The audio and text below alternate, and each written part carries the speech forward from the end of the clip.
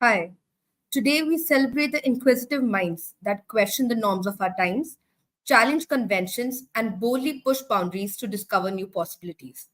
To truly change the present, let's embody the essence of this moment. Hello, everyone. I'm Ashmita Joseph.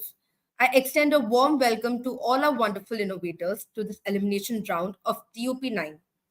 Get ready with your ideas for a fierce battle of brains because the winners of today will move forward to our regional finale of the most prestigious B School competition in the country, the Ultimate Pitch Season 9. So let's get started. At Reliance, we're all about embracing fresh ideas and fostering innovation. It's in our DNA, which is subsequently reflected in each one of our businesses and social initiatives. The ultimate pitch was born out of exactly this spirit. It is a platform for curious and innovative minds who want to break away and showcase their next big idea to the world. This is TUP's ninth session, and let me tell you, it has been a journey like none other.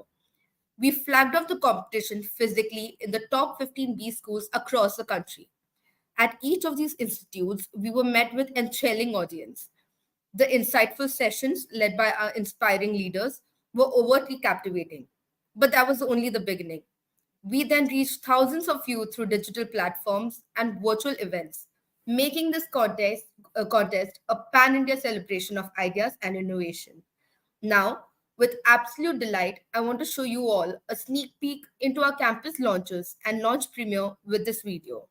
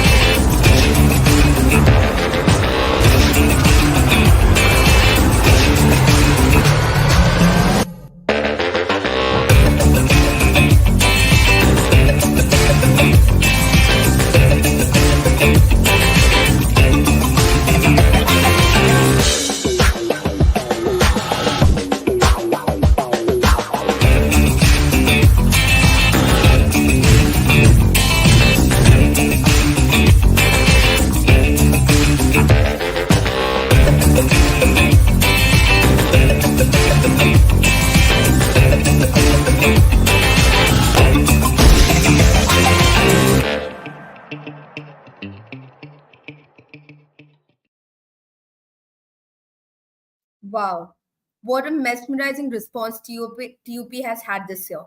Over 19,000 registrations, more than 1,500 idea submissions. And we now move on to the elimination rounds.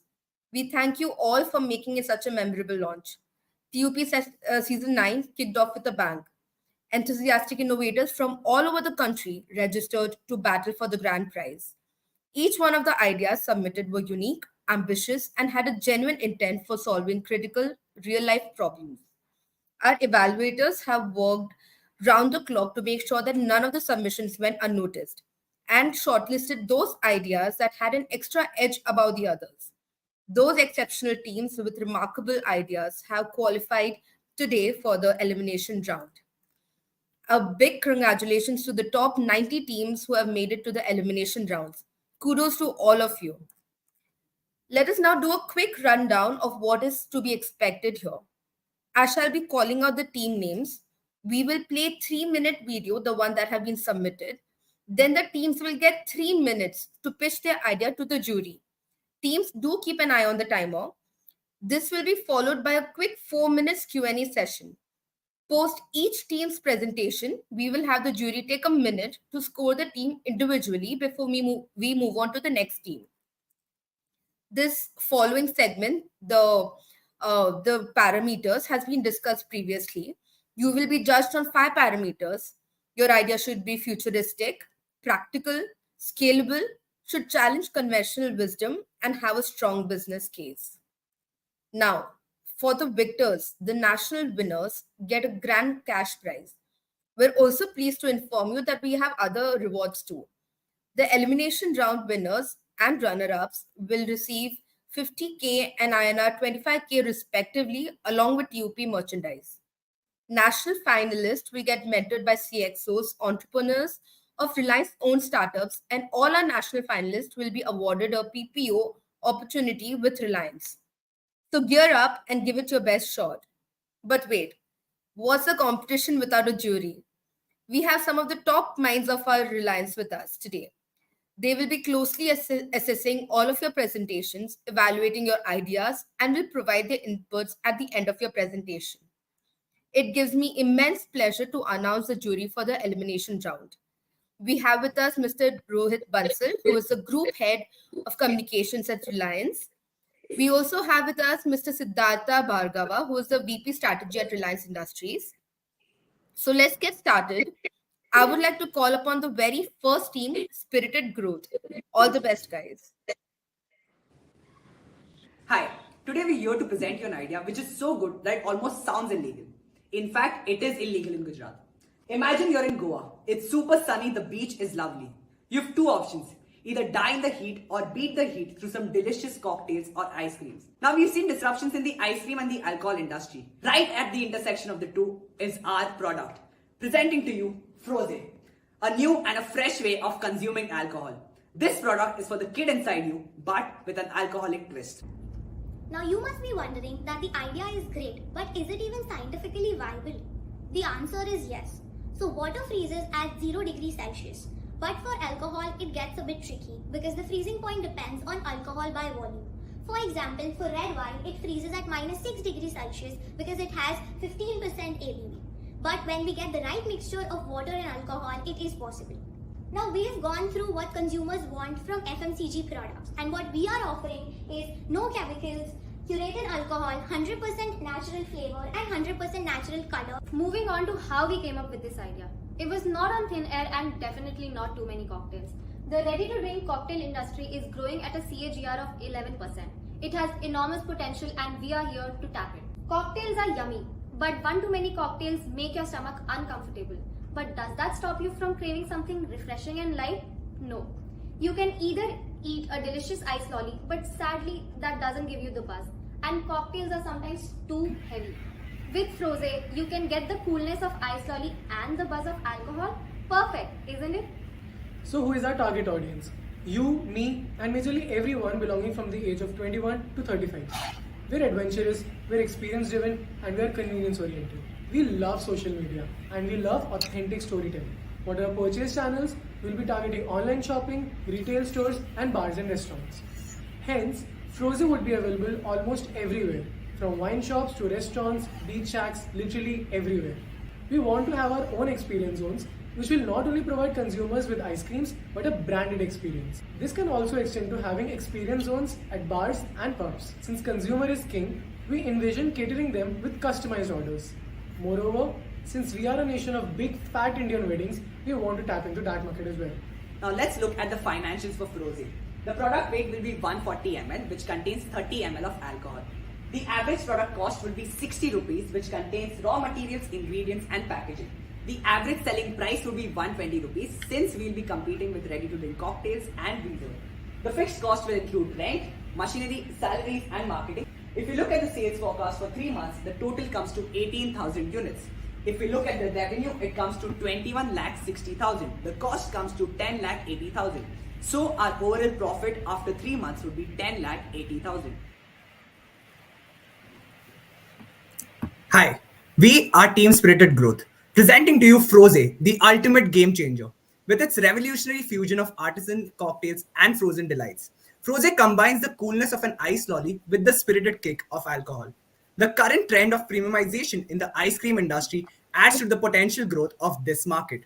52% in urban India expect to increase spending on planet-friendly brands. Froze fits the criteria of prestige and mastige positioning. Indian farmers suffer due to multitude of complex and interconnected issues. Froze isn't just a product, it's a revolution. We're proudly made in India, sourcing our ingredients locally to reduce the environmental impact, support local farmers, and contribute to the sustainability of the agriculture sector. We are a consumer-centric, farmer-first company. Frozen champions responsible drinking with pre-proportioned servings and fixed alcohol content. Our age-restricted labeling emphasizes a commitment to responsible enjoyment. Froze redefines the social drinking in India. It challenges the traditional alcohol stigmas, offering a tasteful yet a socially graceful experience. Now let's talk strategy. The global alcohol infused ice cream market size is valued at 833 million and is predicted to reach 1600 plus million by the year 2031 at an 8% CAGR. But currently in India, there exists no such product. This is our first mover advantage. We're at the forefront of a ripe market for disruption. With rising disposable incomes and an ever growing urban population, our timing couldn't have been better. We're not just entering the market, we're creating a new one. Sourcing locally is more than a business strategy for us, it's a commitment to our roots. A portion of our revenues goes directly back to the farmers, supporting initiatives to empower local communities in India. Our product brings a touch of novelty and is portable, making it ideal for on the go enjoyment. Froze is made with 100% natural ingredients with no artificial colors, flavors, and catering to the socially aware consumers in India. The flavors and ingredients could be kokum, cashew fenny, millets, etc. And we also have crowd pullers like margarita, mojito, and cosmopolitan. Now let's come to scalability. Envision our lollies as the sought after choice in pubs, restaurants, and clubs across the city. Our lollies are the perfect icebreaker for corporate events, network meetings, conferences, and weddings. For the music lovers, picture our lollies at concerts in Geo World Garden, turning every beat into a refreshing experience. Our experience stores in the prestigious NMAC, a place where the joy of rosé comes to life. These aren't just stores, they are immersive spaces where flavor meets art. And for those on the go, our digital kiosks are the epitome of convenience and innovation. But wait, there's more. We present our limited edition flavors, seasonal and exotic. Plus, they pave the way for exciting collaborations like Froze X Campa Cola. Customize your Froze with our expertise, choose flavors, and craft a unique masterpiece tailored to you. Your support to Froze will support our farmers. Think of Think of indulgence, Think think of of indulgence, Froze, indulgence, think of think of think Froze. of rosé, think of sustainability, think of sustainability, Froze. think of rosé. Thank you.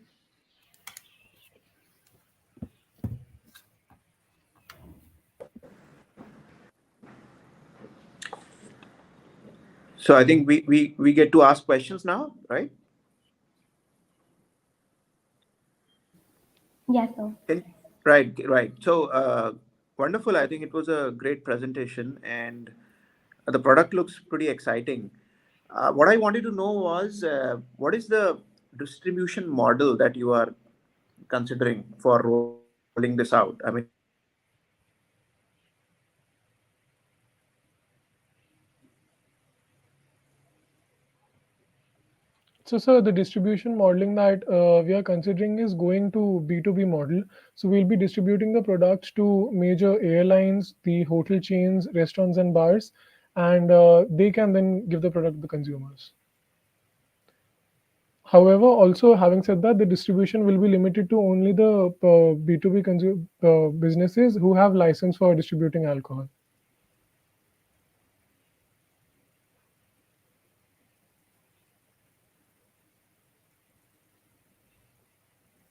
Hello, am I audible? Yes, you are. Yes, yes, yes.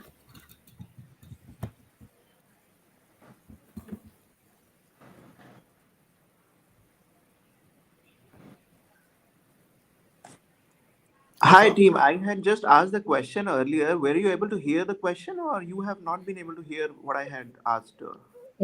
Yes, sir, And we heard the question. but we'll repeat. And you perhaps answered it, but I somehow Yeah. got offline for a couple of minutes. But yeah, go ahead. I think Saransh. uh, yeah, Rohit had asked a Um, question. Go ahead, please. Yeah. Yes. So, sir, the distribution model that we are considering is we'll be partnering with many businesses and we'll be engaging in a B2B partnership. So, we'll be partnering with businesses like airlines, hotel chains, restaurants, bars, and pubs, corporate events, and weddings. So, in such events, the catch is only the businesses that have a license to distribute alcohol shall be given the permission to do it. Otherwise, it's not directly B2C. That's it. And sir, since it's a little tricky with the regulations and the laws, after we have the regulatory requirements and we satisfy all the FSSAI rules as well, then we can target the B2C consumers as well. Okay. Okay. Uh, exciting. Exciting. So, I mean, in terms of real competitors, I'm sure this model has been experimented on with in the US, in the Western geographies, right, where alcohol drinking is much more prevalent in terms of social drinking and right. So, I mean, who are your real competitors? See, from my experience, I know there were a lot of startups which were delivering alcohol at doorstep, and those are happening as well, right? So, what happened to them? What are their margins? Have they wound up? What is the your reading of the market? Okay, sir. So we've priced it at 120 rupees as of now because I believe our competitors would be the breezers and the ready to drink cocktails. And this depends from state to state because the prices vary so much. But at the start, at least, our competitors would be the ready to drink cocktails and breezers. Apart from this, sir, there are also many cafes that provide alcohol-infused ice creams and alcohol-infused frozen desserts. However, the margin for that those products is a lot. So consumers have to pay a premium of around 300 to 500 rupees to get that product. We'll be providing it for 120 bucks. What are the major risks that you see, bigger regulatory risks? And can you cite me an example of a big regulatory pressure which kind of forced, say, one of the companies in this sector to actually wind up? You have to give me a specific example. Sir, with So, sir, as alcohol, of it's now, very. Yeah, go for it, Saransh. So, as of now, there is no particular company who engaged in producing such kind of a product and was shut down. However, the regulation is silent on this aspect. So, the what the law says is you can have a distribution of alcohol, but you need to have a license for it. If you want to manufacture something per se, then you need to have a registration. So, in terms of this, we are not going for the registration aspect because there is a regulatory arbitrage, and we will be going with the licensee front. So, we'll be having our own businesses where we'll be distributing all of these, and we'll be also distributing these to other businesses who can register on our website and ask for this.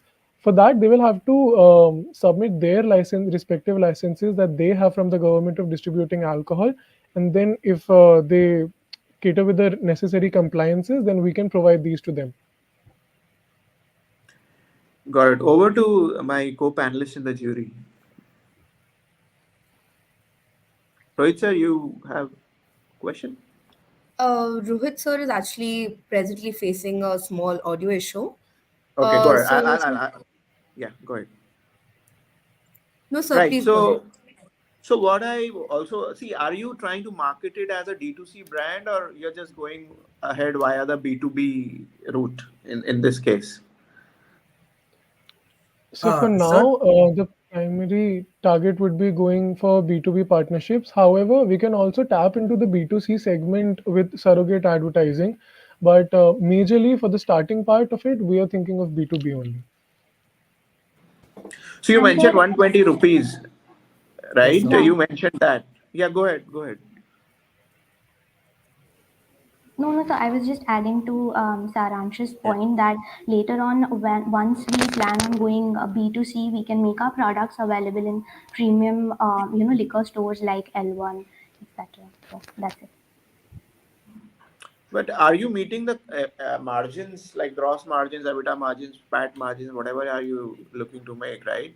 With 120 rupees, let's say a consolidated sales price, right? With the cost of a 30 ml shot and all of that, with the great things that you're talking about, the farmer empowerment and Hmm. raw, good fresh raw materials and organic and everything else.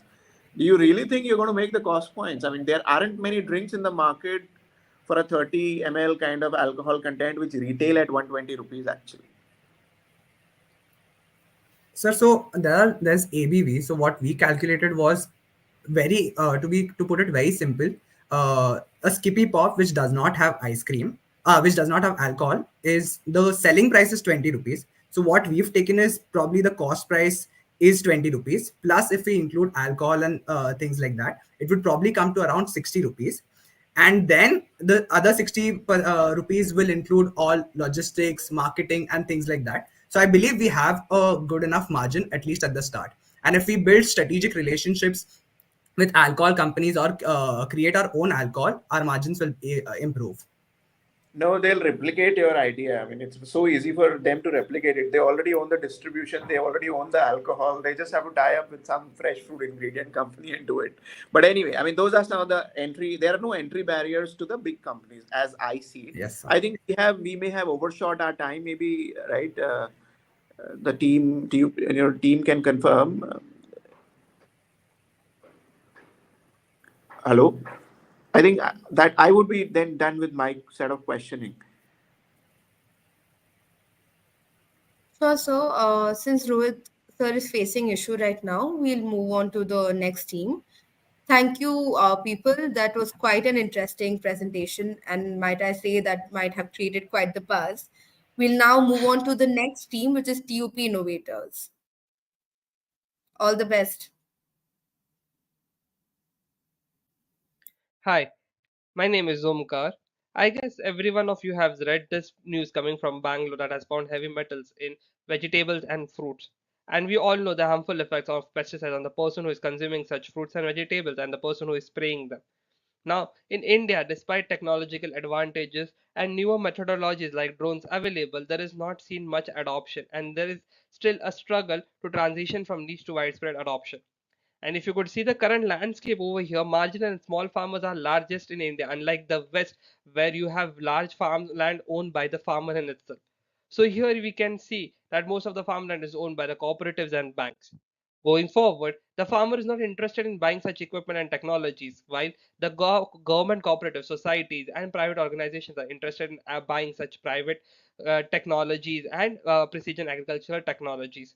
And if you could see, these are the local competition of drone manufacturers, but they are all finding it difficult to deploy such solutions to the farmer. The reason being is the current landscape and the fertilizers and the amount of fertilizer that has been sprayed on the farm.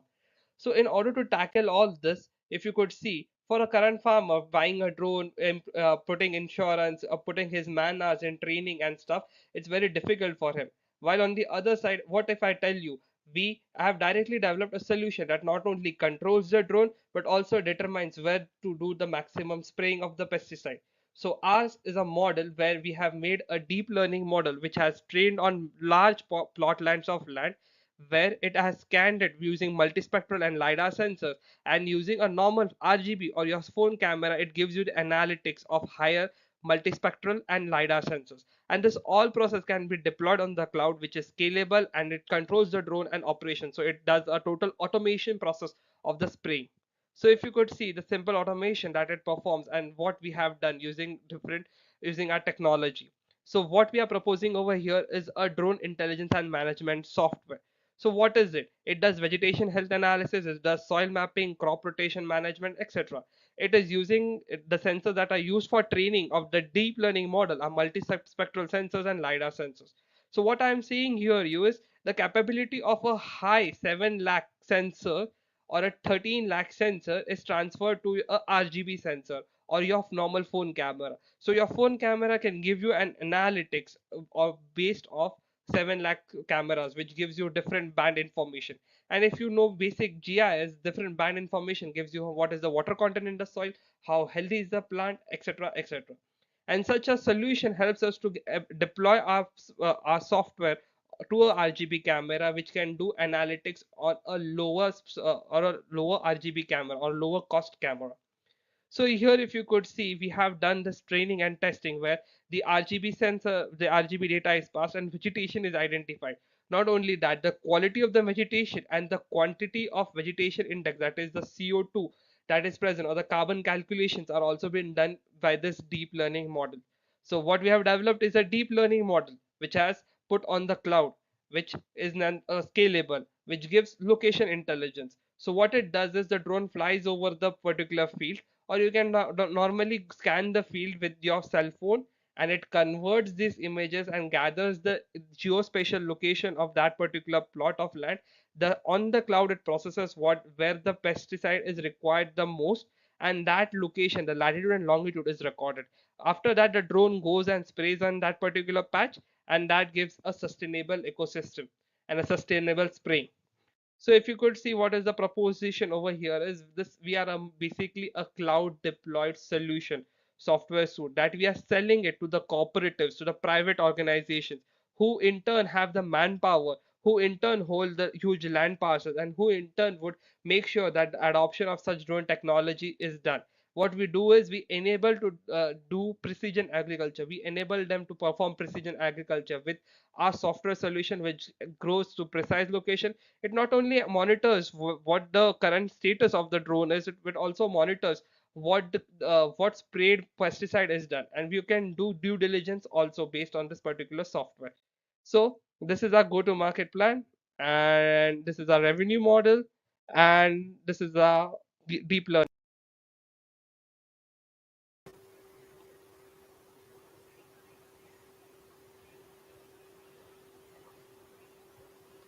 So hi judges.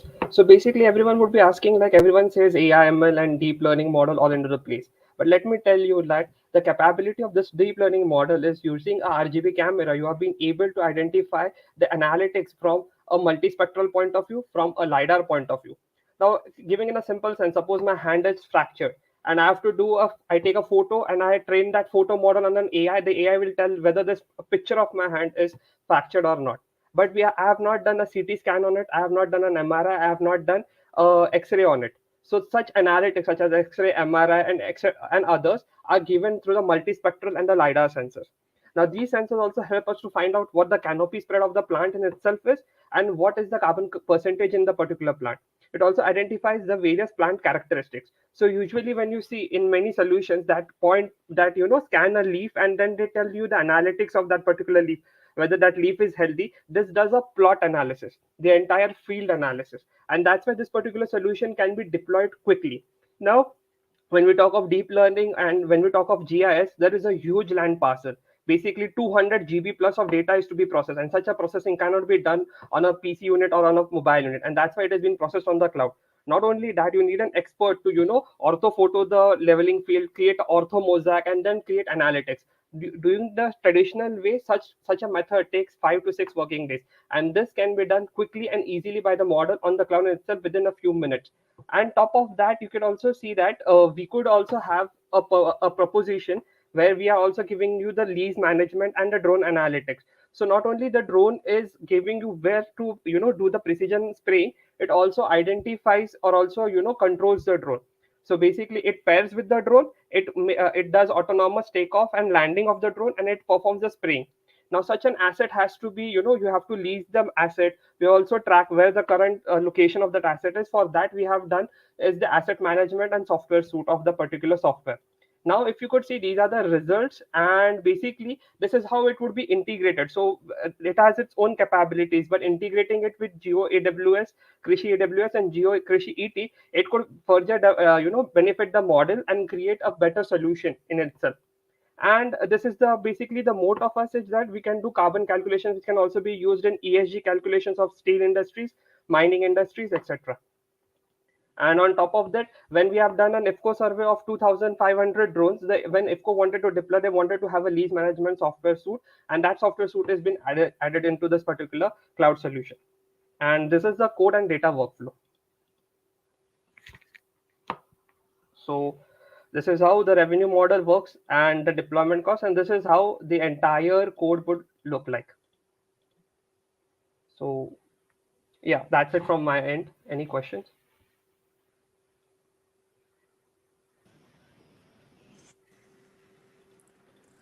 Right. Thanks. Pretty exciting, technical sort of, high dose presentation. So congratulations for that. And you explained it very well using the analogy. Uh, See, I just wanted to understand, is this, is this something which you have been doing for past year or a Yes, sir. couple of years, or is this a company, it's a So private limited, is it your hobby, right? Uh, so I'm a individual contributor to this, and I'm an aeronautical engineer, and I've been working on drones from from very a long time. But this Yeah. particular solution I've been working in from last 3 months or so, So because the development of the what is your deep learning exact model itself product that takes you are time. selling? What is your revenue model? I mean, what are you selling? How do you plan to monetize this? So basically, this is a software suite. This software suite could be sold to the private players. It could be sold to the government cooperative societies or IFCO or companies like IFCO. And IFCO was interested in buying this software suite. Now, what this does it not only does the operations of the drone in itself, but it also finds where to do the precise agriculture, like where to do the precise spraying of the drone.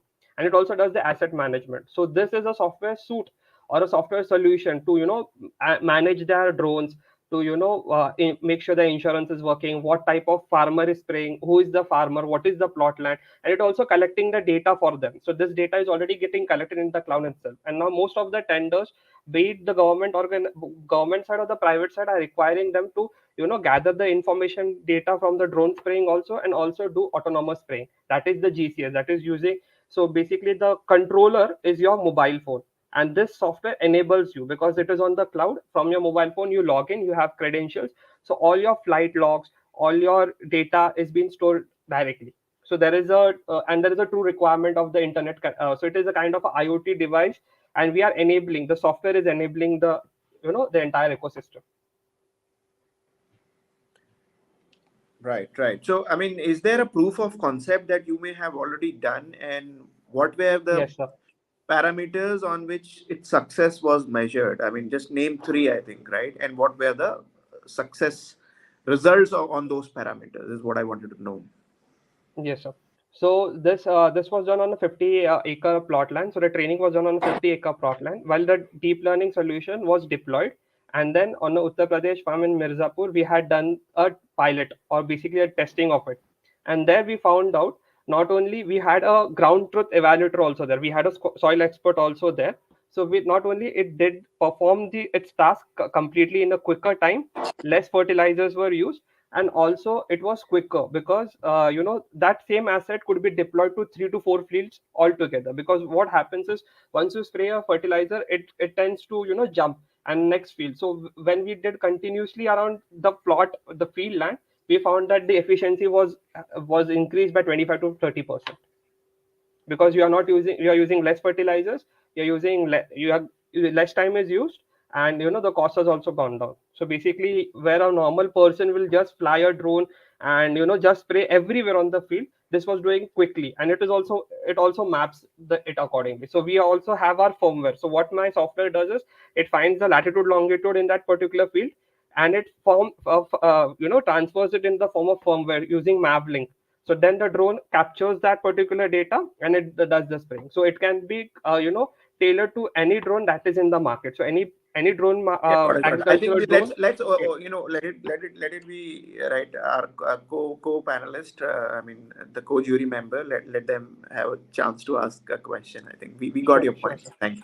Sure, sir. Thank you. So, congratulations. As the earlier jury member said, it seems like you've been doing this for a life and a lifetime. So, thank you. You've scaled it up in a context that you talked. Just 3 months is quite amazing.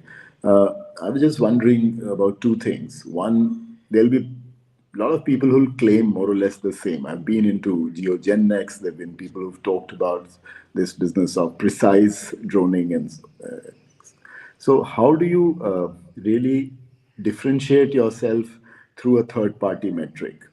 And second, of course, we'll come to that if there's time. But fundamentally, as any innovator, you are full of confidence. You know everything is unique. But how do you establish your uniqueness, Omkarji? So basically, what we are also what I have seen from my entire sphere is the uniqueness for this particular solution is not everyone is able to do AI and deep learning on a scale level, because it requires a lot Then of allow time me, and allow effort. me, allow me. I'm Yeah, also a claimant. I'm your competitor. And I'm yeah. going to say exactly the same things, perhaps add something more. Unless you have a third party validation, you will not be able to match my sort of claims or my So money power or my communication power. So, how do you use third party validation to your advantage? Do you have any at all? Or is it just a claim or your own experience? no, sir. So this particular is going is one is was going to be deployed by one of the leading drone manufacturers in their particular software suite. So they were directly buying it. They were directly buying the model in itself into their particular software suite, and it gets just integrated with using APIs. Also, the proof of concept has been done, and in terms of validity, if you could say, I was also doing a pilot project for JSW where their mines we were doing for carbon calculation using the same model. So we had that particular industry where carbon calculations was to be done for the entire trees. So we flew this drone with an RGB camera, and it tried to convert the carbon calculations, and we tried to match it with the actual or ground truth carbon calculations and refine the model. So that pilot was done. So proof of concept is that others are buying it, so I should buy it rather than from a competitor. No, so There's no so I third have party so by data. Say, for example, there's a car. You'll say the one that goes at 200 miles does better than one who does 150 miles per hour. There could be some other parameter that you have in mind. But ideally, the claim of an entrepreneur is always matched with a claim of another person. How would you differentiate yourself besides, of course, like you said, some initial clients and you are in conversation? Basically, with this particular, maybe I would have a first mover advantage. Is that what I'm looking for? And I'm trying to, get this technology as quicker as possible to hands of people for initial testing, because So a being an individual, it is hard. lot of first movers actually seed the market to someone who comes next. It's not often enough to have the first mover advantage. You probably know about the concept of moat. Unless you can Yeah. erect a moat, your first mover advantage could actually be making the market open to a third or a seventh or a 12th mover. So, fine. You made your point. I don't think we have much time, but if you want a quick rejig to your revenue model and just walk us in like 30 seconds, what is the revenue model? Yeah, sir. So basically, what we are trying to do is we are trying to, initially give it as a trial basis, or to the particular government cooperatives who are trying to, who have already bought these particular drones. For example, IFCO itself are the initial customers, because they have already paid 2,500 plus drones of orders. So we are already doing the beta for them, where we are also doing their lease management. So here, if we could see, we are already developing the lease management suite for IFCO. So initially, we are giving them a lease management software suite along with precision agriculture. So we are binding their autopilot with our particular software and trying to sell it to them. Later, if we have that particular funding in that sort, we would have a product software fix. So where we would have a bundled product that would we would try to pitch it to the various private cooperatives and stuff. And right now, our revenue rolls around subscription models for the software, but basically, we are also open to one-time sale of the software for a particular drone in itself. So we are patching it with the drone UID number and its firmware, and we are locking it with the key numbers and the log numbers. So we are making sure that that doesn't get replicated. Siddharth, no questions from me anymore. All yours are Sure. the hosts here.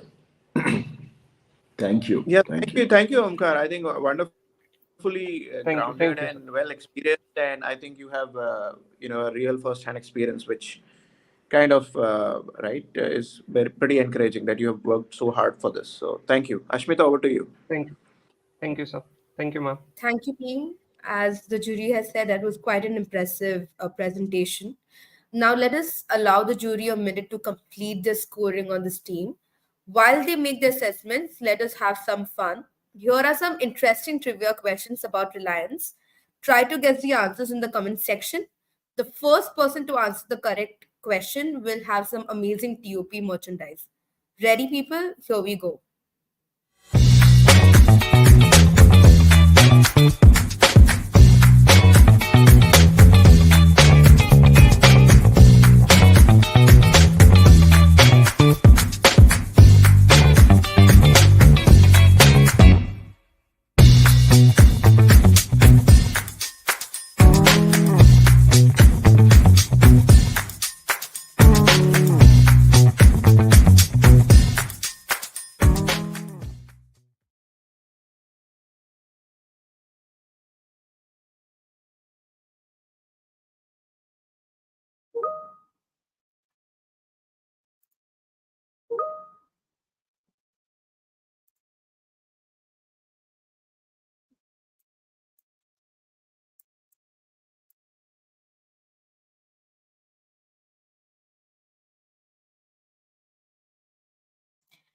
Unfortunately, we did not have any right answers. We will have this round one more time. I hope we can get more faster replies and more correct replies because we have a lot of goodies in store for you.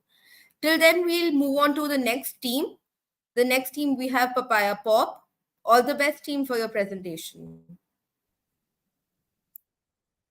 Greetings to all.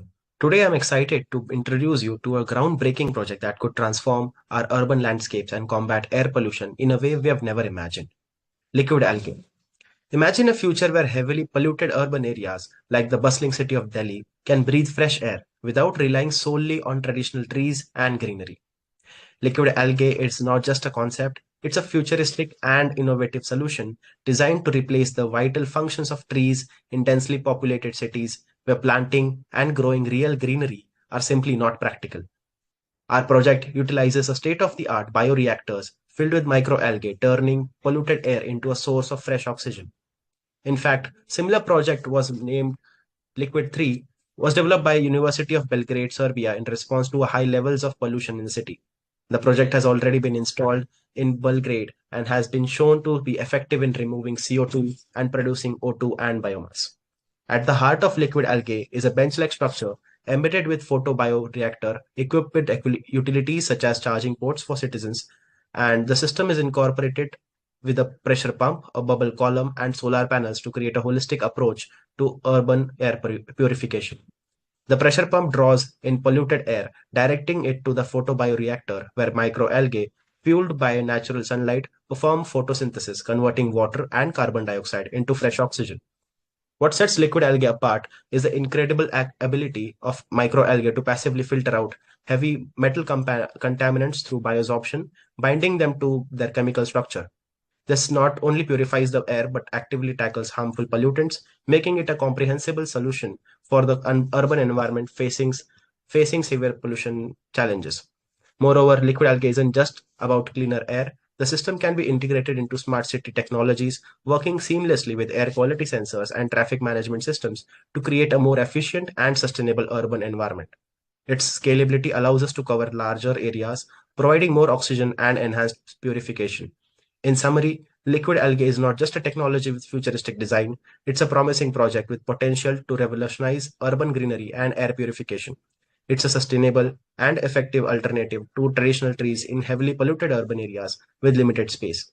As we look towards the future, liquid algae represents a significant step towards creating healthier, cleaner, and more sustainable cities. Thank you.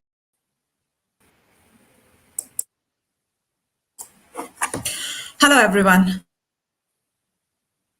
Introducing you to BioElixir, where we are trying to provide a solution to the growing pollution problems in our metro cities, especially in Delhi. Delhi is not just our capital city, but also one which ranks fourth among the most polluted ones. As winter arrives, we see worsening conditions and growing concerns for health deterioration. As such, we have come up with the idea of reducing pollution by introducing photobioreactor structures with the vision of transforming the future of air. That's why we are bringing BioLexir's photoreactors, which would be like liquid trees that can be placed on rooftops, shopping malls, parking lots, etc. The design will be aesthetically pleasing, easy to operate, and environmentally friendly.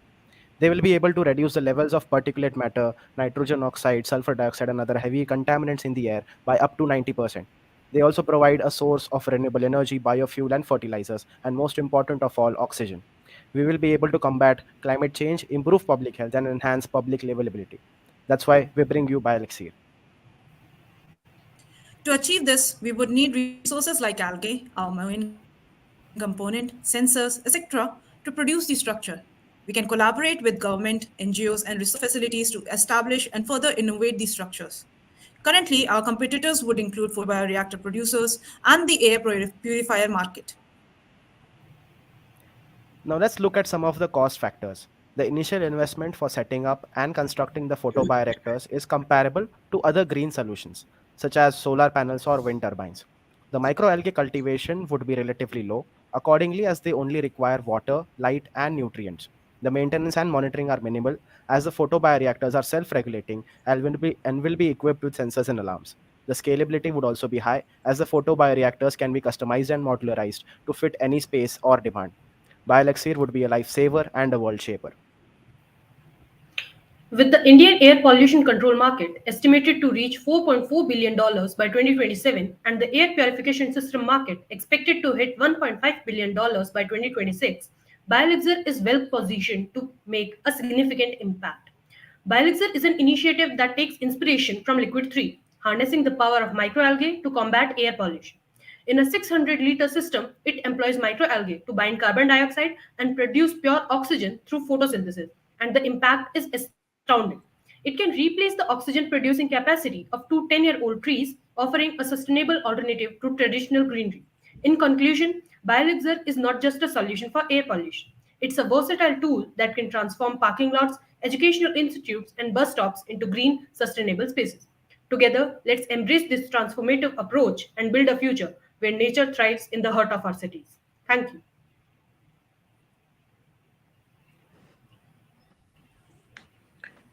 Good. I think a lot of very futuristic innovation and assumptions have been made. So one basic premise that you are working on is that, and let me frame this as a question. I mean, what is the photosynthetic efficiency of green algae versus the highest photosynthetic efficiency of a plant species in the world? Can you answer that question? Like few of the articles or the research materials that we have checked upon, it is roughly up to 5 to 10%, which could be actually utilized and then it would be converted into biomass. So, I mean, which would be further used for other purposes as well. So we have different uses of the product as such. So that is what I think would be more focused view of that, because a lot of energy is not being captured. So we are trying to come up with trying to come up with a variety of algae which would be able to have more efficiency in that aspect, because if there is low light, then there is a problem of less efficiency accordingly. So for that, we have identified one strand which is known as cholera vulgaris. That strand is basically most effective and most widely used in photobioreactors as well. Yeah, but that produces algae biomass. I mean, it's not Yeah. the best algae for absorption of CO2. I also want you to reconsider when you said that, right, algae absorbs nitrogen, NO2, and other greenhouse gases and particulate matter. I think that is not a statement which is very well grounded in factual science, because algae or for that matter, any plant does not take any uh, right thing. Which, I mean, why would a living organism eat anything which is harmful for itself, right? Why would it take NO2? Why would it take particulate matter? It goes against the principles of science, right? Second You- is, I mean, it can be expensive. I mean, you have to see whether it compares very well with photosynthesis. I mean, the PV, right? Solar PV. I mean, because you have Right, to ultimately use the land area. right. But that is a big spiel on this. I want you to tell me which three companies in algae industry have you studied, and what are they actually doing? Have they folded up, or who are the industry leaders in this space? I mean, even if you tell me that, that would be pretty exciting for me to hear. So what we researched about, and we came up with these, the thing that is, I'm presenting it now. So the competitors which we think are the most relevant in this aspect is the Femex Solutions. Then there is Lesilil Solutions, Innovative Systems, and then there is APS Lifetech. So these are very niche, I would say.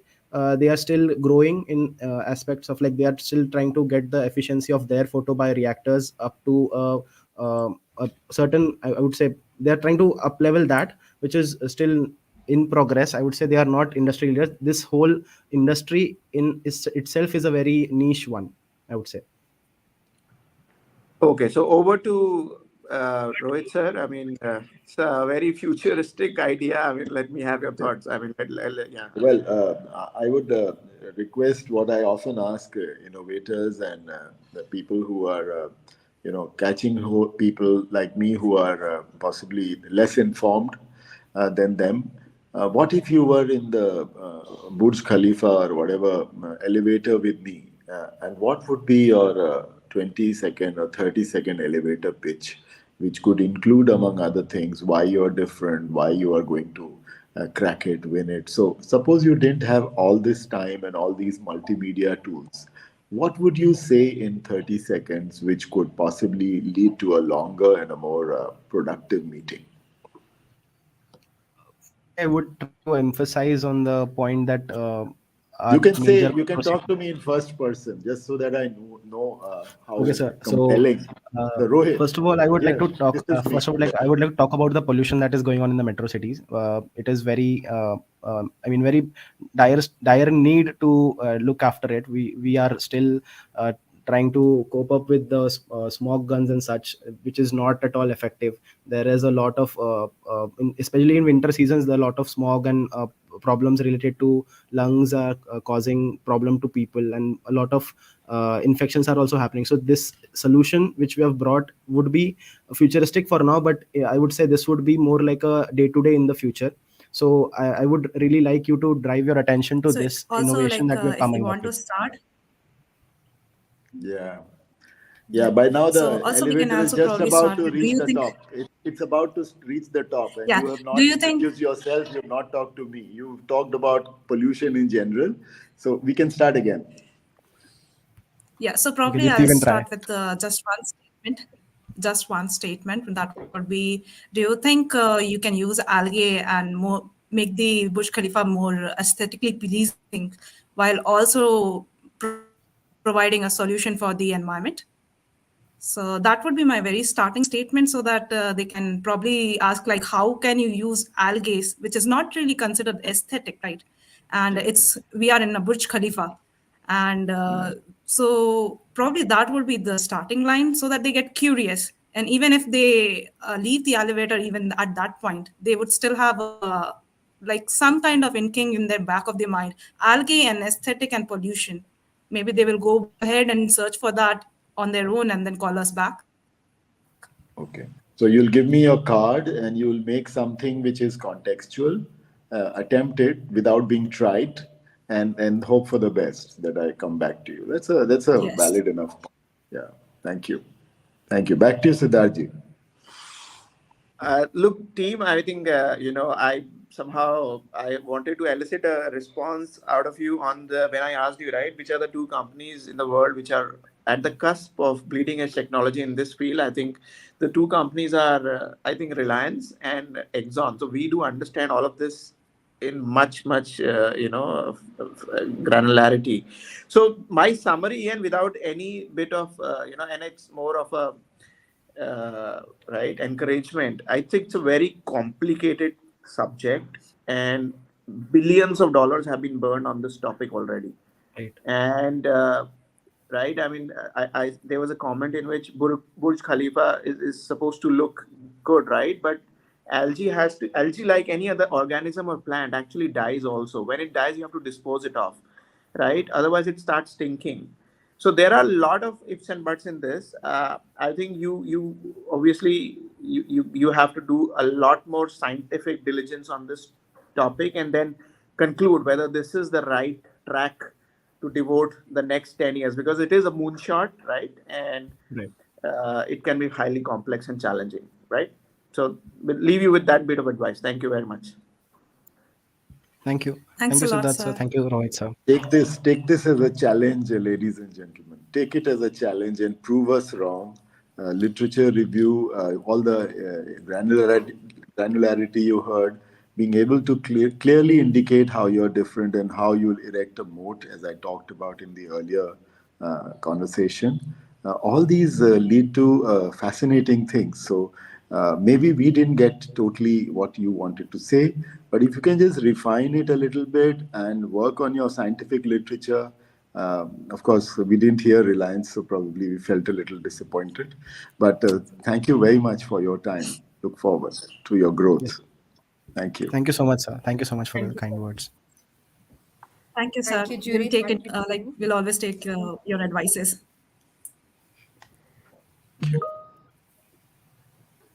Thank you, team. Thank you, jury. That was quite an intent take on the problem at hand. Now let us move on to the next team. But right before that, I would want to mention that for our previous question round, we have Gaurav Kumar who did come out as the correct answer. Gaurav Kumar, I request you to get in touch with us on our social media handles, or you can get in touch or send an email to us on support@unstop.com. We have goodies awaiting for you. Now we will move on to the next team. The next team is Boss Bunch. Boss Bunch, all the best for your presentation.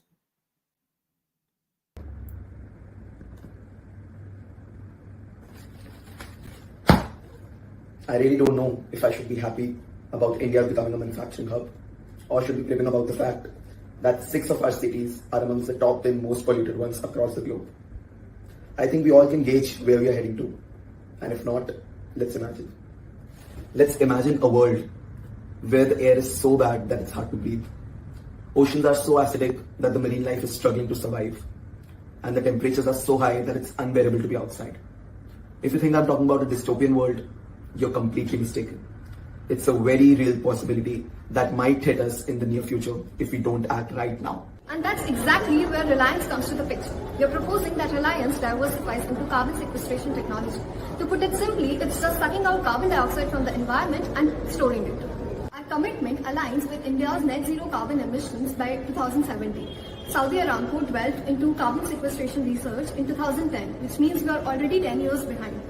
Warren Buffett's substantial investment in a firm called Occidental Petroleum, which is already betting upon carbon sequestration in the future, is another testimony. Along with the nation lagging behind in sustainable technological advancement, there also lies the vested interest of our health getting deteriorated. And this creates an urge to at least neutralize the carbon footprints. But to attain this, individual efforts fall away short. Executing such a project involves a globally influential and socially conscious organization, exactly where Reliance TUP is positioned today, to pull off a project of this scale. Now that we have understood there's a dire need for Reliance to get into this domain, let's understand how the whole process of carbon sequestration works. The process begins with capturing carbon at the originating source itself from the fumes coming out of the chimney during the combustion process. This ensures that the carbon is captured at the point where it is present in a highly concentrated manner. Now, the method of capturing could depend on the composition of steel as well as on the industry.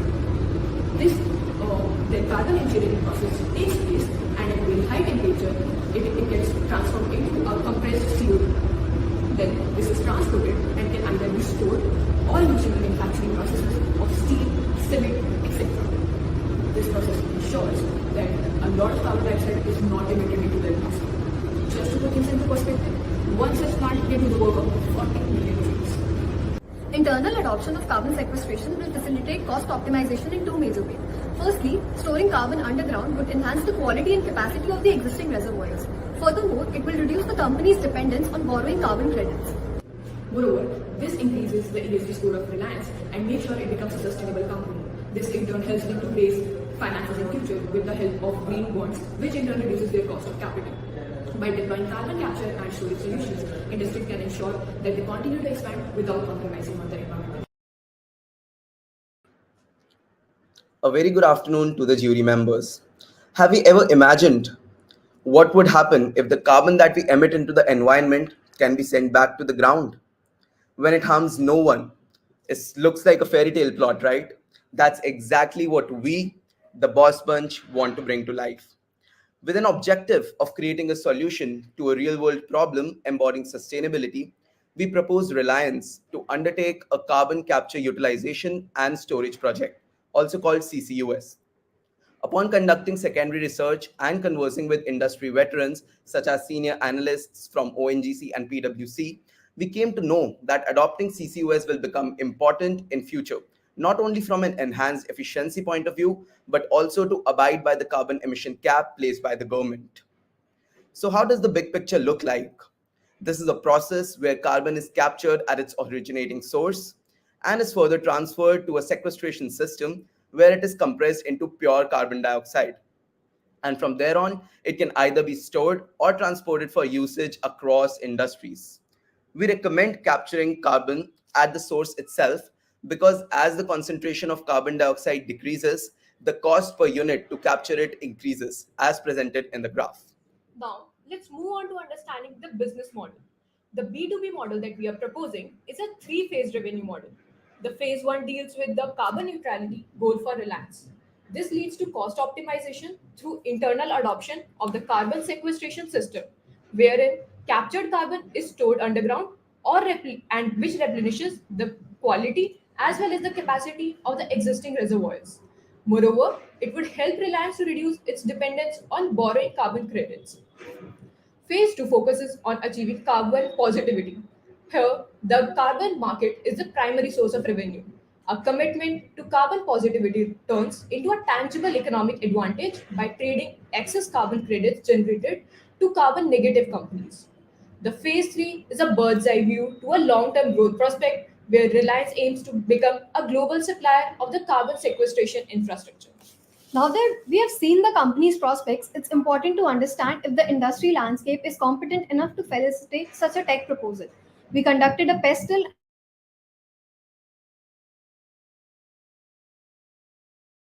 Talking about the utilities of the project, the stored carbon can act as a primary raw material for various industries, including cement, steel, and petrochemicals. This also aligns with the Reliance Group's ESG goals. In conclusion, the commitment to sustainability is not just a responsibility, it's an opportunity for Reliance to shape the future of a sunrise industry.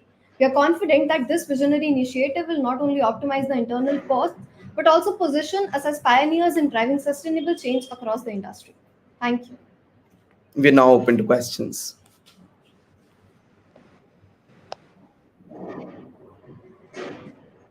Right. So thank you for the sharing this idea. I mean, see, this is of course futuristic, but I mean, what is the innovation exactly that you are kind of pointing out?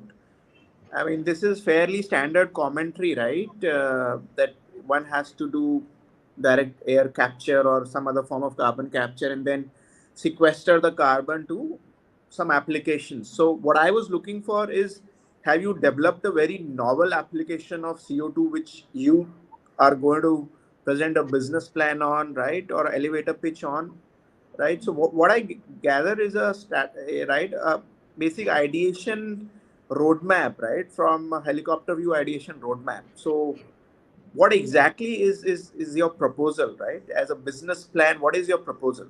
I mean, this requires obviously a lot of billions of dollars of investment. So what role are you as a team looking to play and monetize in your specific company or specific venture that you are presenting?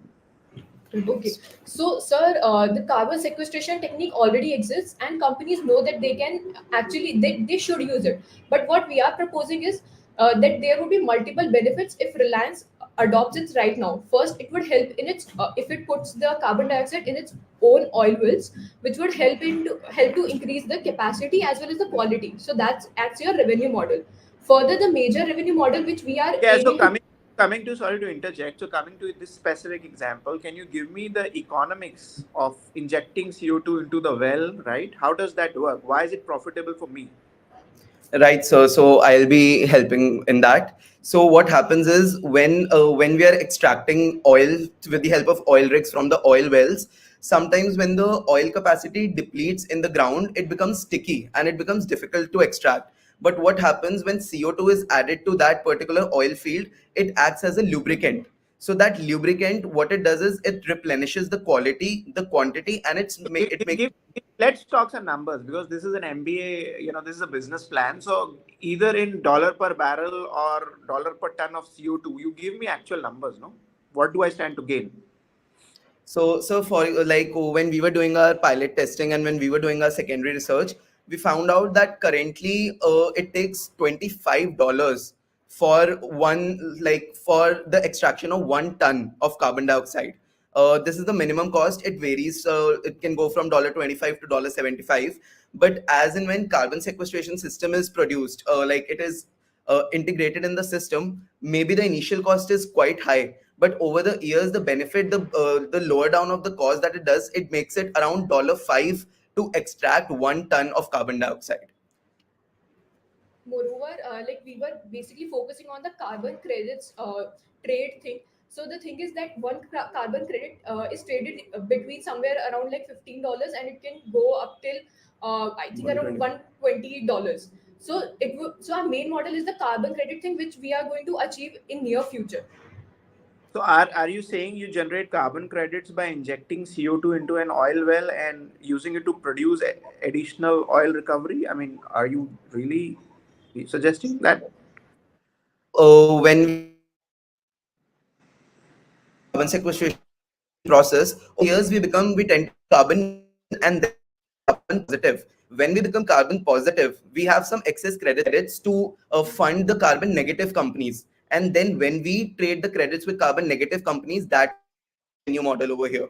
And as the digitization is going up, as the technology startups are Team, rising, digital my footprint. limited view on this topic is for specific application of oil recovery, right? Additionality clause of CO2 credit generation would not be met. So it won't really generate any credits. So over to my, I think, co-panelist for his set of questions.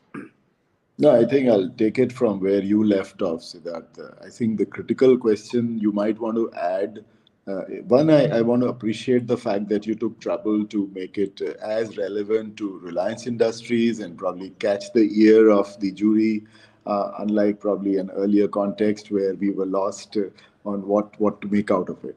But for sure, I think the question that Siddharji has posed to you, irrespective of this contest, try and do the math a little deeper. And perhaps you've done it and you're not able to present it, but fundamentally, that has to coexist with the logic that you have done. That you get the credits, you actually in the business, and therefore it makes a lot of circularity of sorts. If you do that, your presentation, besides of course the secondary research which you've talked about already, would be very useful. Thank you. So may I answer that? Yeah. Okay, so sir, when we were conducting some secondary researches, we even saw that ONGC is also building up such a facility, which under which they are going to capture carbon for zero point 0.5 million tons. And when we do the maths, by even taking the very basic amount that if we trade carbon credits worth at the rate of $12 for each carbon credit, so the math was coming out to be around that we are going to generate a revenue of around 50,000 crores. So that is what we were actually hoping to generate out of this system. That is for just 1 year.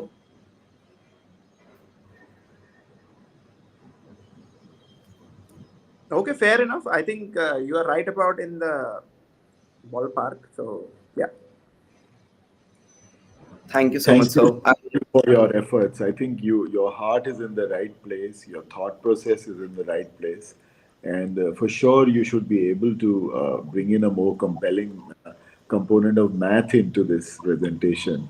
But I mean, this is why we have so much faith in the new generation, which is fundamentally we're looking at a big societal problem and linking it to the logic of business. So thank you very much. I have emerged with appreciation and admiration for your effort. Thank you. thank you so Thank very you much. so So, much. it's a pleasure to present. Thank you, team. That was an excellent effort. We'll just allow our jury 1 more minute for scoring this team while they make while they make their assessment. Let's go back to the question. Are we ready for the question, guys? Here we go. We expect quick answers and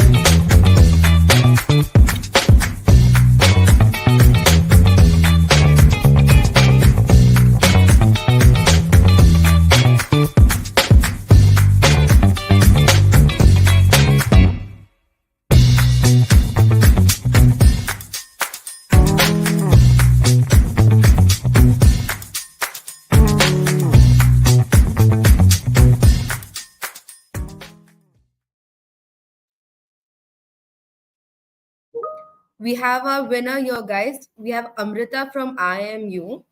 Amrita, we request you to reach out to us on our social media handle, or you can email to us on support@unstop.com. We have merchandise waiting for you. Let's move on. We are ready for our next team. I'd like to call upon Suhas and team. All the best, Suhas.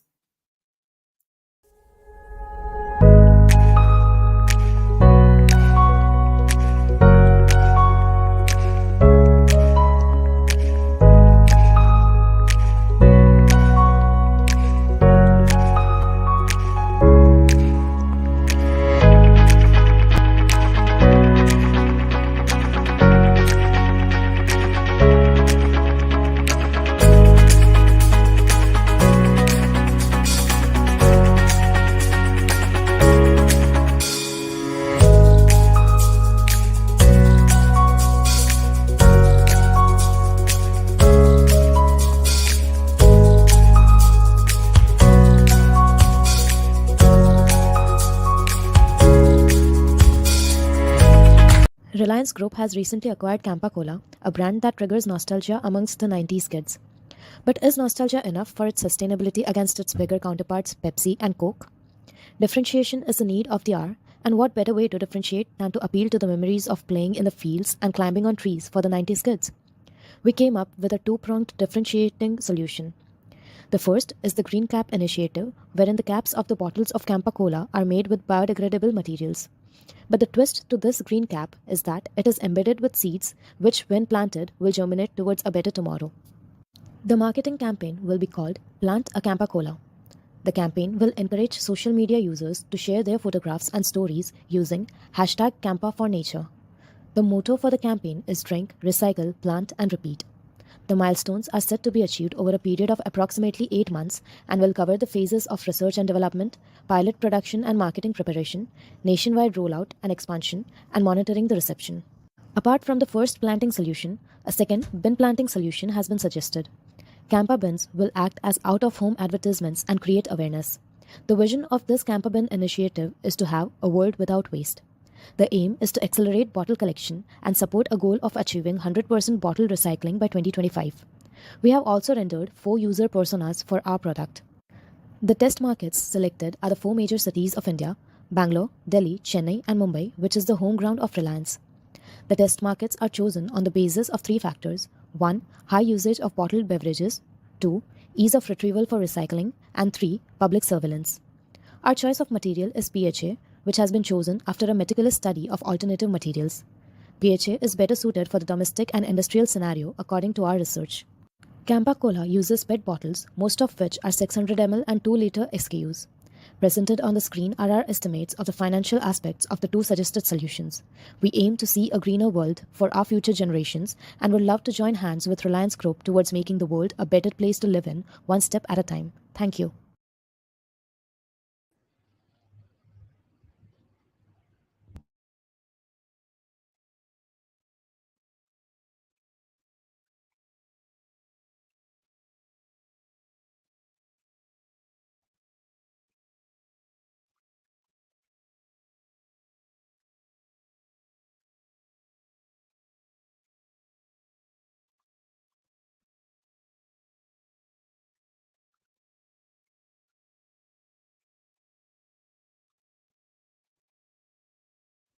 Okay, so our team has come up with an innovative idea to minimize the plastic waste in our economy.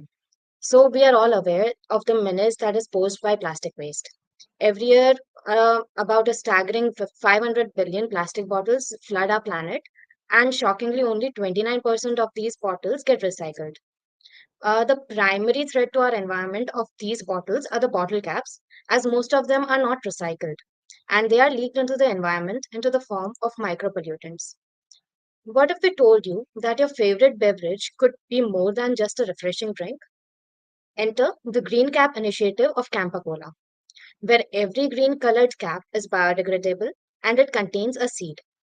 Imagine this: you buy your favorite Campa Cola drink, and suddenly you're twisting off the cap to a greener future. With our Plant a Cola campaign, you can simply drink, plant, recycle, and repeat. But that's just the tip of the bottle. Let's dig a bit deeper towards our aim to develop an innovative circular economy solution for sustainable packaging and at the same time position Reliance Campa brand as synonymous with sustainability. This will be done through our Campa Bins initiative, which will be explained by Amber. Okay, so what are Campa bins? Campa bins would be installed in these of the cities for the test markets initially. So you will find something common in all four of these spots: colleges, tech parks, highway food courts, and shopping malls. These are provisioned under public surveillance. So once we installed and have our fixed costs in the Campa bins, where you can put bottles and it will get shredded, and it would be tailor made for pyrolysis so that PET recycler could collect and directly make new bottles for them. So so we are creating a value chain here. So suppose here you can see in the number one, Campa Cola would be producing the Campa bins, and it is a one-time cost. We'll be installing them, and later on we'll have a maintenance cost for it. And further on, the PET recyclers will collect it, and they will have a lower cost. There is no cost of washing it.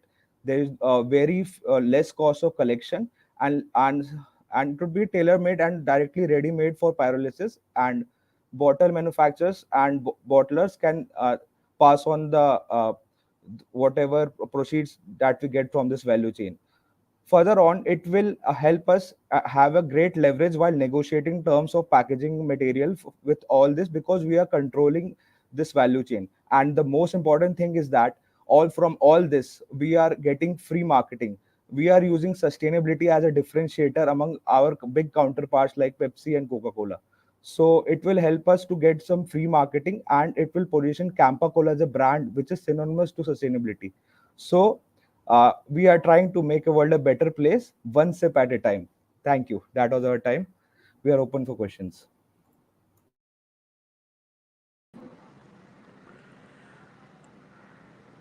So I think a lot of ideas are on sustainability in this edition, and it gladdens, as a big conglomerate and a company which has one of the highest wallet share of Indian consumers. It gladdens our heart to see that the young generation is thinking so intensely about sustainability and climate change. Uh, so, I mean, I just want you to walk me through in 10 seconds exactly which part of the supply chain or value chain are you looking to participate.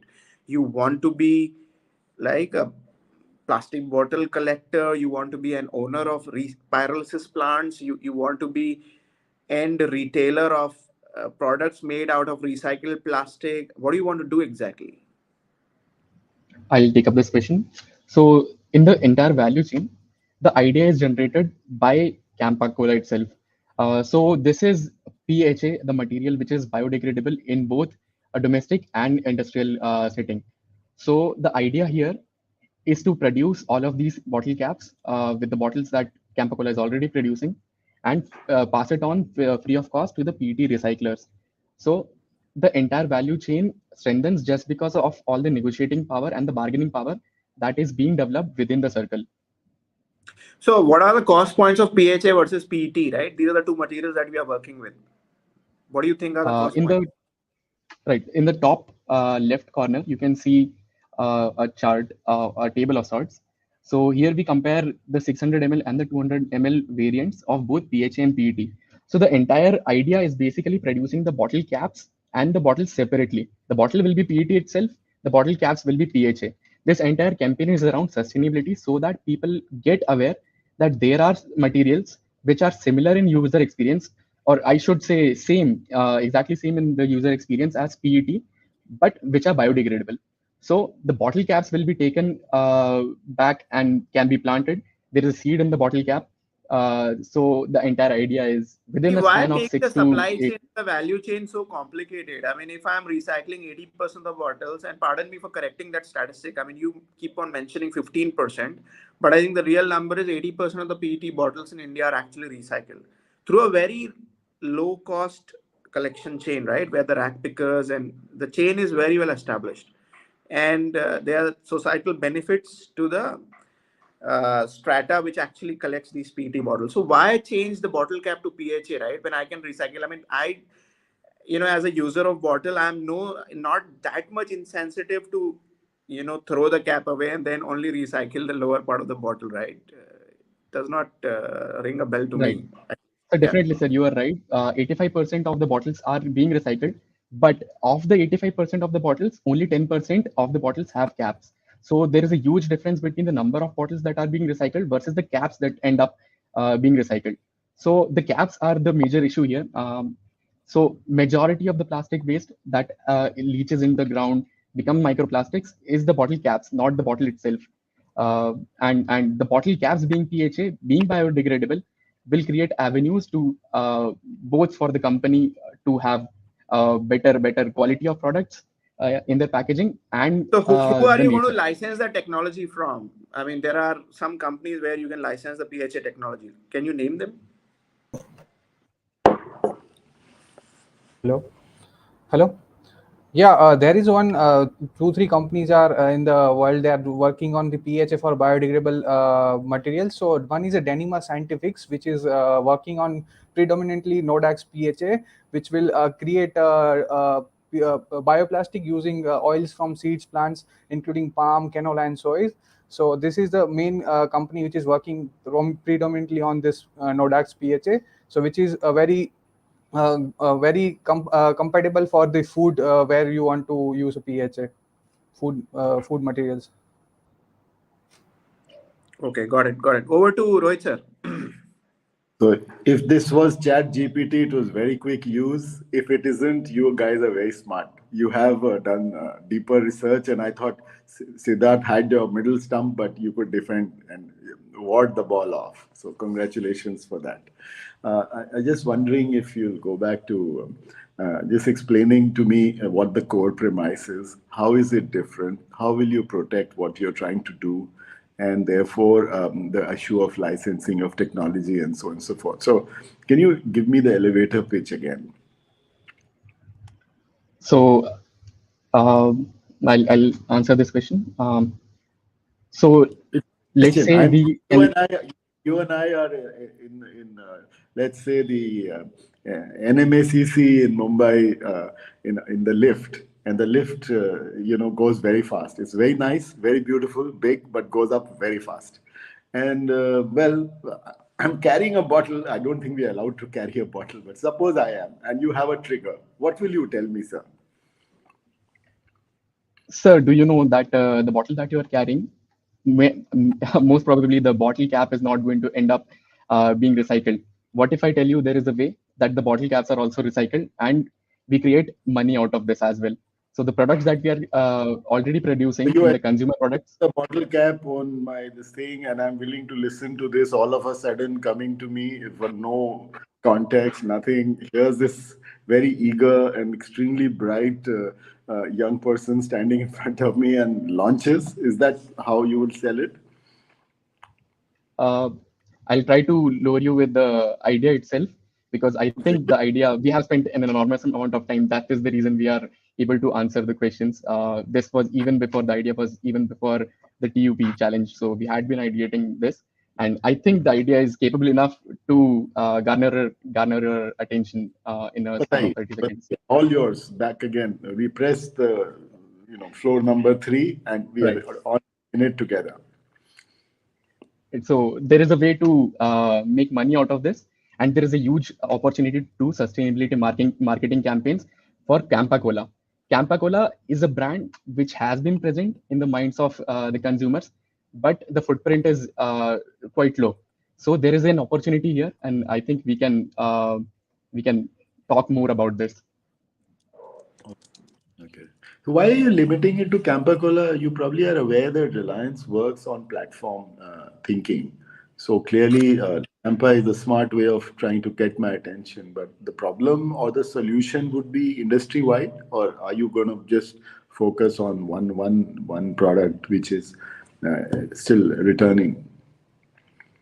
Sir, the idea about Campa Cola came from having marketing campaigns around this product, but a PHA can be applied to any of the consumer products that Reliance has. It is not just limited to Campa Cola. It can be proceeded on to different packaging materials that are used for non-consumer, non-food products as well. So Campa Right. Cola, just because the market already knows about this, and there is a huge upward potential for the brand itself.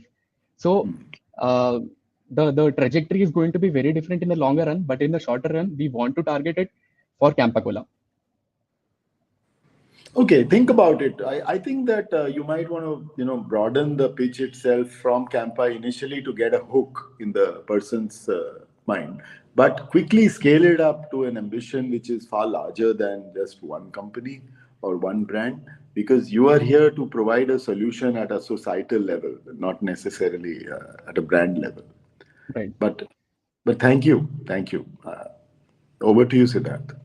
Team, I'm making a deal with you. I'll give you one additional point in my scoring if you can tell me how many crores of PET bottles do we recycle. You have 10 seconds to answer. As Reliance Recycle. Reliance Recycle. With the company specific information, I'm quite lost at this moment. I have the industry and the nation statistics. You can tell the industry. I'll make it half a point if Siddharth agrees. He's in a generous mood. It's okay. Tell us Jane, the do you industry. want to answer that? It was there in the slide. Yeah, ChatGPT may not work for 10 seconds. I mean, you got to know this number from the top of your head, huh? So, okay, we have passed 10 seconds. So, I don't think you're getting that one additional point. We do recycle Reliance 2 crore bottles a year. Correct. So, therefore, the industry's problem that we are solving is somewhat self-evident to you guys in the answer. Great, then, team. Thank you. I think you touched upon very good points related to sustainability of and recycling of the plastic bottle caps. I think it's an interesting market, an interesting innovation. I mean, provided it meets the cost points, it's going to be scaling up pretty well. So thank you. Over to the T.U.P hosting team. Thank you so much for having us. Thank you for all the best. Thank you, team. That was an extremely insightful presentation and a brilliant take on the issue. We're moving on to the last team for today's round. We have Team Builders K with us. All the best, team. Imagine unlocking the vast potential of real estate investments with a groundbreaking concept, tokenized land. Good morning, good afternoon, good evening, as the case may be, future investors. Meet Miss P, the landowner, and Mr. A, an investor, brought together by a revolutionary platform, Reality Nexus Solutions. Ms. P divides her land into tradable tokens. Mr. A acquires tokens, providing capital for Ms. P's predetermined land development. Profit streams for investors, rental income from developed establishments. Tokens can be sold in secondary markets for a low-risk profit avenue. Owner benefits. 1. Ms. P gains capital without losing ownership, profiting from development and rentals. Secondly, diverse investment opportunities from large plots to small apartments. Last but not the least, secondary market trading and the buyback option ensures liquidity with a premium for the owner. Our model, backed by a team of local analysts, ensures fair pricing and transparency. Investors are attracted to three key benefits: continuous profit potential from real estate value appreciation, risk mitigation through purpose-driven investments and diverse tokens, and landowners efficiently using capital for development without major financial burdens. Our centralized platform facilitates seamless transaction and strategic decision making, revolutionizing real estate dynamics for a mutually beneficial scenario between the landowners and the investors seeking low risk and high opportunities. The tokenized land model innovatively integrates blockchain and land tokenization to address real estate challenges, particularly in India. It promotes inclusivity with features like fractional ownership and tradable tokens, making real estate investments accessible. Breaking norms, it introduces liquidity, purpose driven investment, and fractional ownership for a broader demographic. With scalability, it taps into India's growing $265.18 billion real estate market, leveraging blockchain for security. The revenue model includes transaction fees, premium token, buybacks, and potential partnerships, promising lucrative growth in digital era. The tokenized land model aims for transformative impact and sustained business growth in the evolving real estate landscape. The 2024 roadmap includes a user-friendly platform with a real-time tracking, geographic expansion for regulatory compliance and language support, cutting-edge tech integrations in Q3, and community building in Q4. Looking to 2025, the plan involves financial product integrations, championing sustainability, and ensuring regulatory compliance with pursuing a global presence. Take brilliance in every stride. Land tokens where value will abide. Futures call with innovation as a guide. Invest with us. On success will ride.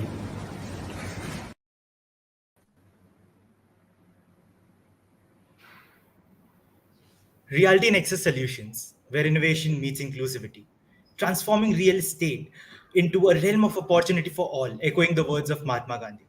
Be the change you wish to see in the world. Greetings of the day, respected judges. I am Archit Agarwal, And I'm Priyanshi Agrawal. the co-founders of Reality Nexus Solutions, and we are here to pitch you an idea bringing about disruption in the prop tech industry. But first, we're talking about the business model and finally move on to the business canvas, encompassing all the aspects of this business. Did you know, according to the NSSO survey 2013, just 7% of Indians own 47% of land, while the rest struggle to get the other 53. Realty Nexus Solutions introduces a transformative business model, bridging landowners and investors in the real estate sphere. By tokenizing land, the platform offers fractional ownership, liquidity, and purpose driven investments. The process of returns has been clearly explained in the video played. The flow would help us increase the number of people investing in financial securities by a good percentage. Priyanshi, if you could just get on to Yeah. the previous slide, please. Yes. So now let's delve into the business canvas once you have understood the business model through the video and a short introduction. So we serve a dual clientele, landowners seeking development funds and investors with limited capital, forging a mutually advantageous space. Its value proposition challenges the traditional real estate norms by offering liquidity, fractional ownership, and purpose-driven investments, ensuring inclusivity. Leveraging digital channels, the platform fosters seamless transactions, transparent communications, and user-friendly accessibility. Trust is paramount. Established through transparent dealings, guidance from local analysts, and community building initiatives. Diverse revenue streams include transaction fees, premium token buybacks, and many more, which contribute to the sustainable business model. Key resources encompass cutting edge blockchain technology, expert local analysis, and a robust digital infrastructure, ensuring secure and efficient operations. The platform's key activities involve facilitating tradable token transactions, providing expert guidance, ensuring regulatory compliance, and fostering a vibrant community. Strategic collaborations with financial institutions, regulatory bodies, and real estate developers further enhance the platform's reach and effectiveness. Reliance Industries, with its robust financial backing, technological prowess, extensive network, trust brand reputation, and analytics expertise with the market access, can help us propel the Reality Nexus solutions to success in the prop tech industry. Together, we here stand for a cause. In a land of tokens, fortunes we weave. A Reality Nexus where dreams achieve, invest with us, and you will retrieve. Thank you so much for your time and undivided attention. Now we have a website, a demo website that we want to present.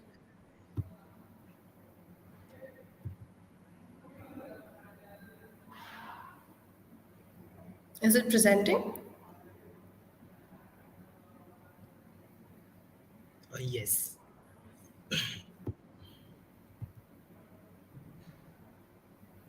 So here we talked about the basic information, why should people invest in us, and the basic contact details and the co-founders, and a platform which could just directly redirect from the website to the portal. That's it from our side. Thank you so much.